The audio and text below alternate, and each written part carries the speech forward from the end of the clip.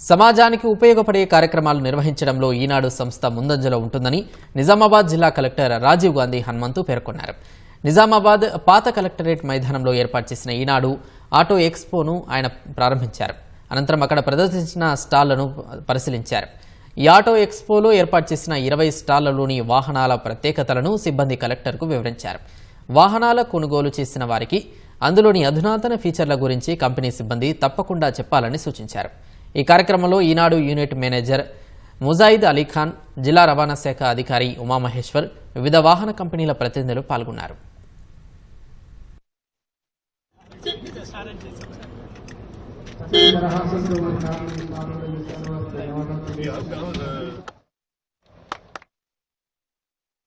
General గా ఈనాడు అంటే ఆ జర్నలిజం, న్యూస్ పేపర్స్ అనే కాకుండా ప్రజలకి వార్తలను చేరవేయడం, అదే విధంగా గవర్నమెంట్ కి అండ్ పబ్లిక్ కూడా ఒక ఛానల్ లాగా పబ్లిక్ నుంచి ఫీడ్బ్యాక్ గవర్నమెంట్ అఫీషియల్స్ కి తెలుసుకునే విధంగా, అదే విధంగా గవర్నమెంట్ కార్యక్రమాలు కూడా పబ్లిక్ కి తెలిసే విధంగా ఈనాడు వాళ్ళు ఎప్పుడూ ముందుంటారు.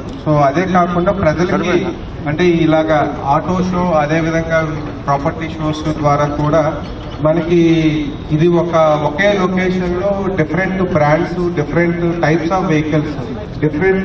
ఆఫ్ వెహికల్స్ అనేది ఒకేసారి అసెస్ చేసుకోవడం, కంపేర్ చేసుకోవడానికి ఇది ఒక మంచి అవకాశం.